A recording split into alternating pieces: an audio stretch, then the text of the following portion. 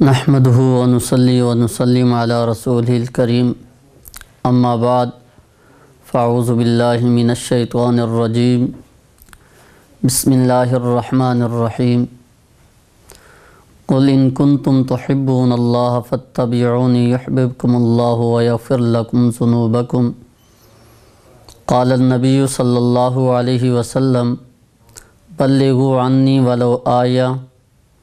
صدق اللہ العظیم۔ واجب الاحترام اللہ تبارک و تعالی نے کائنات کے اندر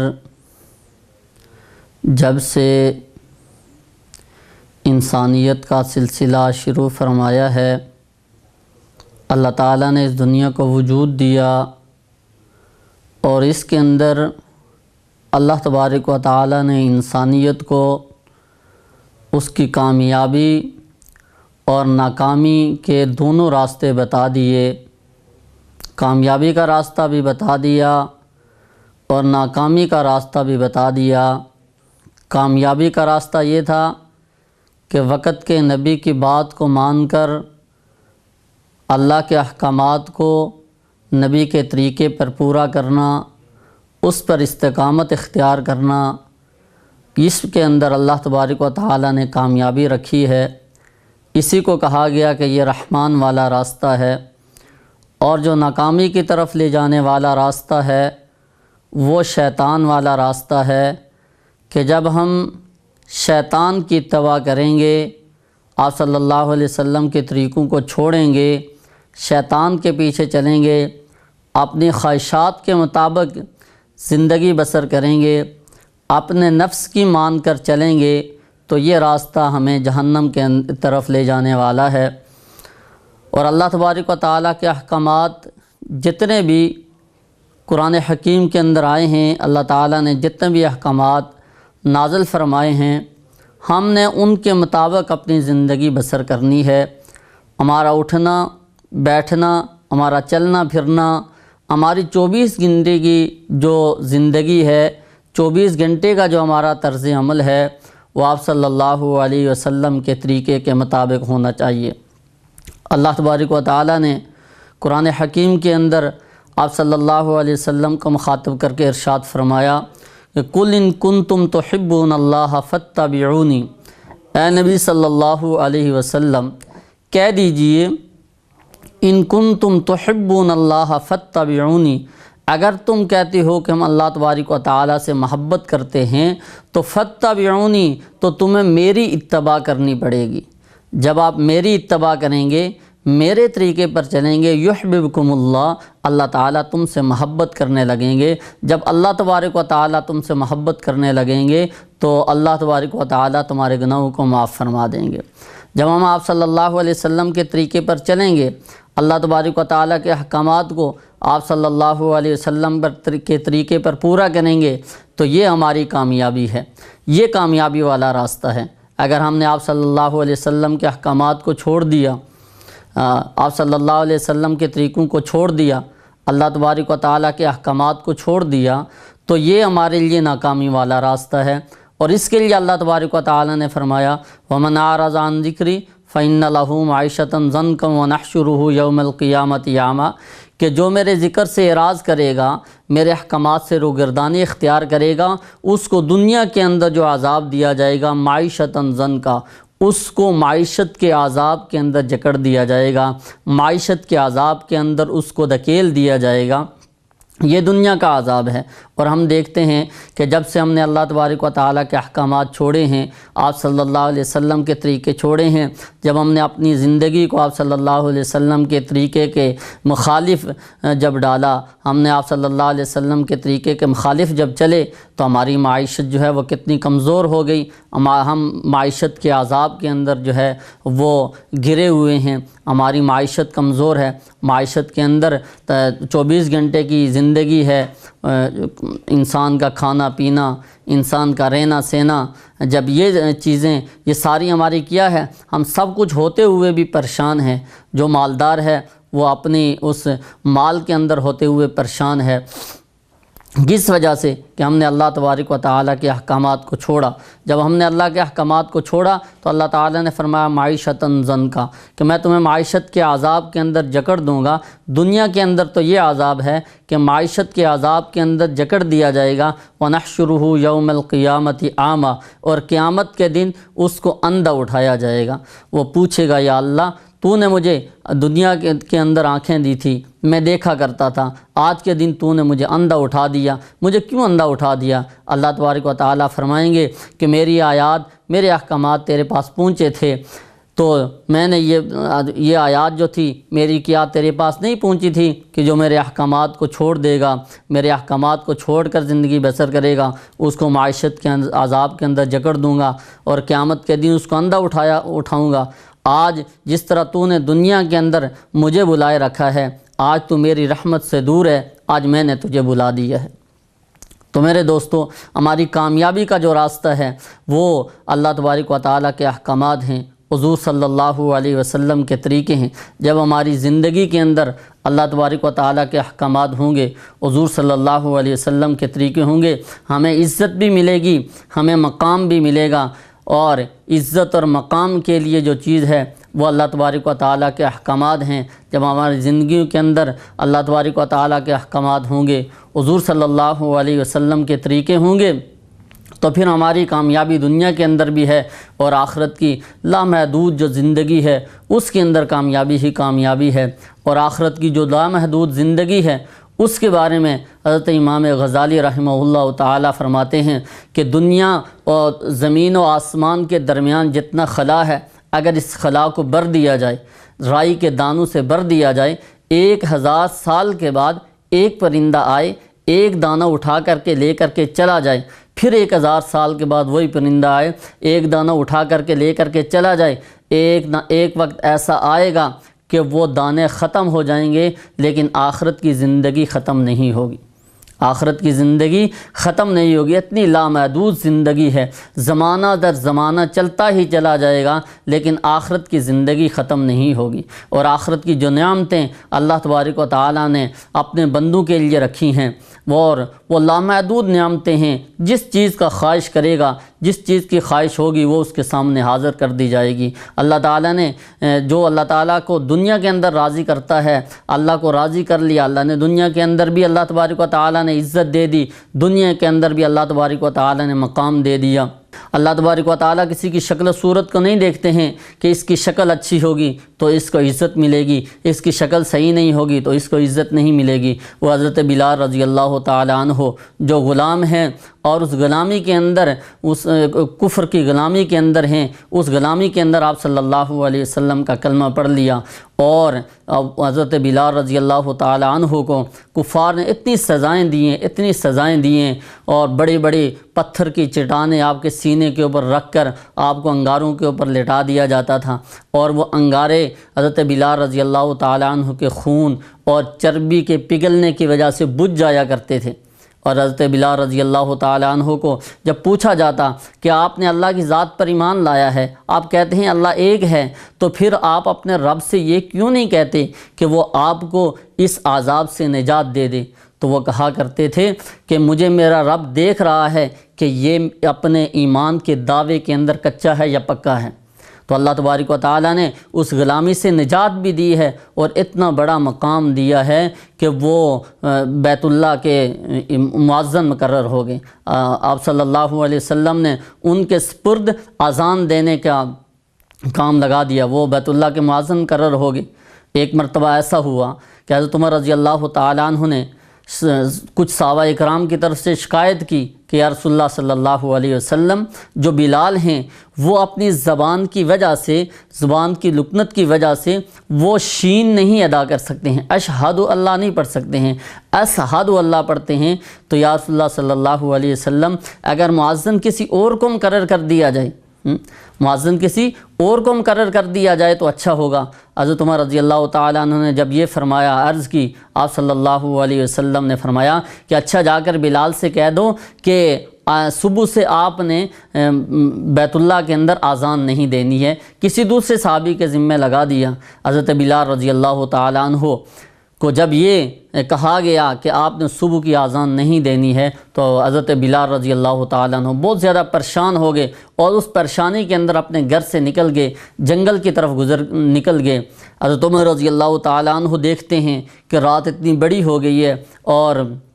اسی طرح صبح نہیں ہو رہی ہے، آپ صلی اللہ علیہ وسلم بھی کروٹیں بدل رہے ہیں۔ تو حضرت عمر رضی اللہ تعالیٰ عنہ نے دیکھا کہ پرندے بھی بول رہے ہیں، ان کی بھی آوازیں آ رہی ہیں، لیکن رات ختم نہیں ہو رہی ہے، وجہ کیا ہے؟ آپ صلی اللہ علیہ وسلم کے پاس گئے، جا کر عرض کی یا رسول اللہ صلی اللہ علیہ وسلم رات ختم نہیں ہو رہی ہے، لیٹ لیٹ کے تھک چکے ہیں لیکن صبح کی روشنی نہیں آ رہی ہے۔ آپ صلی اللہ علیہ وسلم کو جب یہ بات بتائی گئی، آپ صلی اللہ علیہ وسلم ابھی سوچ ہی رہے تھے، اللہ تبارک و تعالیٰ سے جبریل امین آگے اور آ کر کہا یا رسول اللہ صلی اللہ علیہ وسلم جب تک بلال اذان نہیں دے گا قیامت کی صبح تک روشنی نہیں ہوگی۔ یہ حضرت بلال رضی اللہ تعالیٰ عنہ کا مقام تھا کہ شروع اسلام کے اندر تکلیفیں برداشت کی ہیں، اللہ تعالیٰ نے مقام اتنا دیا کہ وہ اذان نہیں دے رہے ہیں تو صبح نہیں ہو رہی ہے۔ اور اسی طرح آپ صلی اللہ علیہ وسلم نے سے فرمایا کہ حضرت بلال رضی اللہ تعالیٰ عنہ کی جو سین ہے وہ رب کے ہاں شین تصور کی جائے گی، وہ رب کے ہاں شین ہے، وہ سین نہیں ہے۔ حضرت بلال رضی اللہ تعالیٰ عنہ نے آ کر اذان دی تو تب جا کر صبح ہوئی ہے۔ یہ مقام حضرت بلال رضی اللہ تعالیٰ عنہ کو ملا۔ کس وجہ سے ملا؟ اس وجہ سے کہ انہوں نے آپ صلی اللہ علیہ وسلم کا جو کلمہ پڑھا تھا اس کے اوپر وہ پکے رہے، اس کے اوپر انہوں نے استقامت اختیار کی ہے، اس کے اندر کوئی انہوں نے لچک نہیں دکھائی ہے۔ کفار نے بڑے بڑی آفریں کی ہیں کہ آپ محمد صلی اللہ علیہ وسلم کا جو آپ نے نعرہ لگایا ہے اس کو چھوڑ دو، ہم آپ کو آزاد کر دیتے ہیں۔ تو وہ کہنے لگے کہ مجھے اس آزادی سے، اس غلامی کے اندر یہ عذاب سہنا بہتر ہے کہ میں آپ صلی اللہ علیہ وسلم کا جو کلمہ پڑھا ہے، جو آپ صلی اللہ علیہ وسلم پر ایمان لایا، اللہ کی ذات پر ایمان لایا ہے، کہ میں اس کو چھوڑ دوں۔ اور یہ وہی حضرت بلال رضی اللہ تعالیٰ عنہ ہیں جن نے شروع اسلام کے اندر تکلیفیں برداشت کی ہیں۔ آپ صلی اللہ علیہ وسلم نے فرمایا کہ جنت کے اندر سب سے پہلے جو شخص جائے گا وہ حضرت بلال رضی اللہ تعالیٰ عنہ جائیں گے، کہ میری سواری کی مہار حضرت بلال رضی اللہ تعالیٰ عنہ کے ہاتھ کے اندر ہوگی، سب سے پہلے جنت کے اندر مہار پکڑ کر حضرت بلال رضی اللہ تعالیٰ عنہ جائیں گے اور اس کے بعد میری سواری جنت کے اندر داخل ہوگی۔ تو میرے دوستوں، اسلام ہمیں کیا سکھاتا ہے؟ ہمیں اللہ کے احکامات جو ملے ہیں، اسلام نے ہمیں بتائے ہیں، ہم نے ان کے اوپر اپنی زندگی بسر کرنی ہے۔ آپ صلی اللہ علیہ وسلم کے طریقوں پر جب ہم چلیں گے، اللہ کے احکامات کو آپ صلی اللہ علیہ وسلم کے طریقوں پر بسر کریں گے، لائیں گے اپنی زندگی کے اندر، آپ صلی اللہ علیہ وسلم کے طریقے ہوں گے، تو اسی طرح دنیا کے اندر ہماری بھی کامیابی ہوگی اور آخرت کی لامحدود جو زندگی ہے اس کے اندر بھی ہمیشہ ہمیشہ کی کامیابی ہوگی۔ اور یہی حضرت بلال رضی اللہ تعالیٰ عنہ ہیں کہ جو چلتے مکہ کی گلیوں کے اندر ہیں تو جنت کے اندر آپ صلی اللہ علیہ وسلم کو جب معراج کروائی گئی، جنت کے اندر گئے، آپ صلی اللہ علیہ وسلم نے جنت کی زیارت کی، پوچھا جبریل یہ آواز کس کی آ رہی ہے؟ مجھ سے پہلے جنت کے اندر کوئی آیا ہے؟ آپ صلی اللہ علیہ وسلم نے جب جبریل سے پوچھا تو جبریل امین نے کہا یا رسول اللہ صلی اللہ علیہ وسلم یہ آپ کا وہ غلام ہے کہ جو مکہ کی گلیوں کے اندر چل رہا ہے، اس کی قدموں کی آہٹ یہاں جنت کے اندر سنائی دے رہی ہے۔ کیا چیز تھی؟ رنگت کالی تھی، بالکل سیاہ رنگت تھی، کوئی مقام نہیں تھا، غلام ابن غلام تھے، غلامی کی زندگی کے اندر تھے، صرف کیا تھا؟ اسلام کے لیے قربانی پیش کی، اسلام کے لیے اپنا تن من لٹایا، تکلیفیں برداشت کی، اللہ تبارک و تعالیٰ کے احکامات اپنی زندگی پر لائے، آپ صلی اللہ علیہ وسلم سے سچی محبت کی۔ جب آپ صلی اللہ علیہ وسلم سے حضرت بلال رضی اللہ تعالیٰ عنہ نے سچی محبت کی تو اللہ تبارک و تعالیٰ حضرت بلال رضی اللہ تعالیٰ عنہ سے محبت کرنے لگے، اور اسی محبت کی وجہ سے آپ صلی اللہ علیہ وسلم جب معراج کے اندر گئے تو آپ صلی اللہ علیہ وسلم کا حضرت بلال رضی اللہ تعالیٰ عنہ کے جو مکہ کی گلیوں کے اندر چل رہے تھے ان کے قدموں کی آہٹ جو ہے وہ آپ صلی اللہ علیہ وسلم کو جنت کے اندر سنائی۔ اور پھر یہی نہیں، رنگت کالی، قوم قبیلہ کچھ بھی نہیں، غلام ہیں، صرف کیا تھا کہ اللہ تبارک و تعالیٰ کے احکامات زندگی کے اندر تھے، اللہ کی ذات پر ایمان تھا، آپ صلی اللہ علیہ وسلم پر ایمان لا چکے تھے، تکلیفیں برداشت کر لی۔ اور یہی حضرت بلال رضی اللہ تعالیٰ عنہ فتح مکہ کے دن آپ صلی اللہ علیہ وسلم جب مکہ کے اندر داخل ہوئے نماز کا وقت ہو، آپ صلی اللہ علیہ وسلم دائیں بائیں دیکھ رہے ہیں، صحابی رسول سمجھ گئے کہ آپ صلی اللہ علیہ وسلم کسی کو تلاش کر رہے ہیں۔ صحابی رسول نے پوچھا یا رسول اللہ صلی اللہ علیہ وسلم مجھے لگتا ہے کہ نگاہ نبوت جو ہے وہ کسی کو تلاش کر رہی ہے۔ آپ صلی اللہ علیہ وسلم نے فرمایا کہ ہاں، میں اپنے مؤذن بلال کو تلاش کر رہا ہوں۔ حضرت بلال رضی اللہ تعالیٰ عنہ کو بتایا گیا، وہ آپ صلی اللہ علیہ وسلم کی خدمت کے اندر حاضر ہو گئے۔ پوچھا یا رسول اللہ صلی اللہ علیہ وسلم کیا خدمت ہے، حکم کیجئے۔ آپ صلی اللہ علیہ وسلم نے فرمایا کہ بلال اذان سنا دو، بلال نماز کا ٹائم ہو گیا، اذان دے دو۔ حضرت بلال رضی اللہ تعالیٰ عنہ جب جا کر اپنے کانوں میں انگلیاں ڈال کر اذان دینے لگے تو آپ صلی اللہ علیہ وسلم نے فرمایا کہ بلال یہاں پر اذان کافی ٹائم سے دے رہے ہو، اے باپ بیت اللہ کی چھت کے اوپر چڑھ جاؤ، وہاں جا کر اذان دے دو۔ حضرت بلال رضی اللہ تعالیٰ عنہ جب چھت پر چڑھنے لگے، آپ صلی اللہ علیہ وسلم نے سہارا دے کر حضرت بلال رضی اللہ تعالیٰ عنہ کو بیت اللہ کی چھت پہ چڑھا دیا۔ جب اذان دینے لگے اور خیال پیدا ہوا کہ مجھے تو میرا سردار وہ چارپائی بھی نہیں بیٹھنے دیتا تھا، مجھے تو میرا سردار پاؤں میں بیٹھاتا تھا، آج اللہ نے یہ بیت اللہ کا گھر، اپنا گھر جو ہے وہ اس گھر کے اوپر اللہ تعالیٰ نے چڑھنے کا حکم دیا کہ میں اس گھر کے اوپر کھڑے ہو کر اذان دینے لگا ہوں۔ تو فرمایا گیا کہ یہ بلال رضی اللہ تعالیٰ عنہ انہوں نے قربانی اسلام کے لیے اتنی پیش کی ہے کہ جس کی وجہ سے میں نے اپنا گھر بھی اس کے قدموں کے نیچے کر دیا ہے۔ تو یہ قربانی تھی حضرت بلال رضی اللہ تعالیٰ عنہ کی کہ جب اسلام کے لیے قربانی پیش کی تو اللہ تبارک و تعالیٰ نے چھت پر بیت اللہ کی چھت کے اوپر چڑھنے کا حکم دے دیا۔ آپ صلی اللہ علیہ وسلم نے فرمایا کہ بلال بیت اللہ کی چھت کے اوپر چڑھ کر اذان دے دو۔ تو حضرت بلال رضی اللہ تعالیٰ عنہ نے کیا تھا کہ صرف اسلام کے لیے قربانی پیش کی تھی، اور جب اسلام کے اندر آدمی داخل ہوتا ہے، اللہ کے احکامات پر چلتا ہے تو آزمائشیں آتی ہیں، تکلیفیں آتی ہیں، پریشانیاں آتی ہیں، کبھی بیماری آتی ہے، آزمائش کی صورت کے اندر آتی ہے، بیماری آ گئی آزمائش کی وجہ سے، تکلیف آ گئی آزمائش کی وجہ سے، تو اللہ تبارک و تعالی نے فرمایا کہ حسب الناس ان یترکوا ان یقولوا آمنا وهم لا یفتنون، کہ کیا گمان کر بیٹھے ہو کہ تم اسلام لے آئے ہو، ایمان لے آئے ہو اور تمہیں آزمایا نہیں جائے گا، تمہیں آزمایا جائے گا۔ اسلام کے اندر داخل ہو چکے ہو، اب تمہیں آزمایا جائے گا، کسی نہ کسی صورت کے اندر آپ کو آزمایا جائے گا، اور آپ سے پہلے بھی لوگوں کو آزمایا جا چکا ہے، انبیاء علیہم الصلاۃ والسلام کو بھی آزمایا جا چکا ہے، صحابہ اکرام رضوان اللہ تعالی علیہم اجمعین کو جب اللہ تبارک و تعالی نے آزما کر دیکھا کہ اللہ تبارک و تعالی نے دیکھا کہ یہ اسلام کے اندر سچے ہیں، اسلام میں پکے ہیں، استقامت ہے، اللہ تعالی نے فرمایا کہ اولئک الذین امتحن اللہ قلوبہم للتقوی، کہ میں نے جب ان کے دلوں کا امتحان لیا، میں نے جب ان کے دلوں کو پرکھا، جانچا، دیکھا، تو میں نے ان کے دل کے اندر تقوی پایا ہے۔ تو اللہ تبارک و تعالی نے ان کی کامیابی کا اعلان کر دیا، اولئک هم المفلحون، اولئک هم الفائزون، اولئک هم المؤمنون حقا، اولئک هم المہتدون، کہ یہ کامیاب لوگ ہیں، یہ رشد و ہدایت کے منارے ہیں۔ کس وجہ سے؟ اور کچھ بھی نہیں تھا، سلطنت نہیں تھی، حکومت نہیں تھی، کوئی چیز نہیں تھی، اس وجہ سے کہ انہوں نے اللہ کے احکامات کو حضور صلی اللہ علیہ وسلم کے طریقے پر پورا کیا، جس کی وجہ سے اللہ تبارک و تعالی نے فرمایا اولئک هم المفلحون، یہ لوگ کامیاب یافتہ ہیں۔ اور پھر اللہ تبارک و تعالی نے فرمایا رضی اللہ عنہم ورضوا عنہ، کہ میں ان سے راضی ہو چکا ہوں، یہ مجھ سے راضی ہو چکے ہیں۔ صرف اسی وجہ سے کہ اللہ کے احکامات کو اپنے دل کے اندر بٹھایا اور بٹھا کر آپ صلی اللہ علیہ وسلم کے طریقے کے اوپر پورا کیا تھا، اور اسی وجہ سے اللہ تبارک و تعالی نے فرمایا کہ یہ معیار ایمان صحابہ کرام رضوان اللہ تعالی علیہم اجمعین کو قرار دیا، فَإِنْ آمَنُوا بِمِثْلِ مَا آمَنْتُمْ بِهِ فَقَدِ اهْتَدَوْا، کہ اس طرح ایمان لاؤ جس طرح یہ لوگ صحابہ کرام رضوان اللہ تعالی علیہم اجمعین ایمان لے کر کے آئے ہیں۔ جب اس طرح کا ایمان لاؤ گے تو تم ہدایت یافتہ ہو جاؤ گے۔ تو میرے دوستو، صرف ہمارے اندر جو کمی ہے وہ ایمان کی قوت کی کمی ہے۔ ہم ایمان اللہ کی ذات پر لائے ہیں، لیکن ہمارا ایمان جو ہے وہ تقویت والا نہیں ہے، قوت والا نہیں ہے۔ ہمارا ایمان اتنا کمزور ہے کہ جب اذان ہو جاتی ہے تو ہمارے ایمان کے اندر اتنی طاقت نہیں ہے کہ ہمیں اٹھا کر کے مسجد کے اندر نماز کے لیے لے جائے۔ ہمارا ایمان اتنا کمزور ہے کہ کسی کو تکلیف ہے تو ہمارا ایمان اتنا کمزور ہے کہ ہمیں اس کی تکلیف دور کرنے کے لیے اپنی جگہ سے اٹھنے پر ہمارا ایمان مجبور نہیں کرتا ہے۔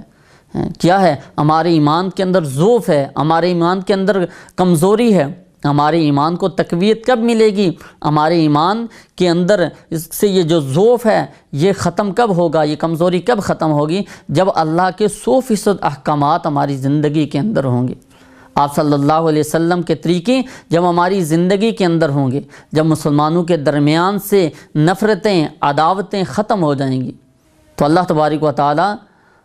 سے دعا ہے کہ اللہ تبارک و تعالیٰ اپنے احکامات کو حضور صلی اللہ علیہ وسلم کے طریقے پر پورا کرنے کی توفیق عطا فرمائے۔ یہ ہر مسلمان کی ذمہ داری ہے کہ وہ اپنے ایمان کو بھی مضبوط بنائے اور دوسرے کے ایمان کی بھی فکر کرے، دوسرے کے ایمان کو بھی قوت بخشنے کے لیے اس کے پاس بھی جا کر اللہ کے احکامات بتائے، آپ صلی اللہ علیہ وسلم کے طریقے بتائے۔ آپ صلی اللہ علیہ وسلم نے فرمایا بلغوا عنی ولو آیہ، کہ میری طرف سے اگر ایک آیت بھی آپ کو پہنچی ہے تو آپ جا کر دوسروں تک اس آیت کو بھی پہنچا دو۔ اس ایک بات بھی اگر آپ تک پہنچی ہے تو یہ آپ کا حق بنتا ہے کہ آپ کے مسلمان بھائی کے اندر اگر وہ بات نہیں ہے تو وہ اس کو جا کر بھی اس کی دعوت دے دو، اس کے پاس بھی جا کر اس کو پہنچاؤ۔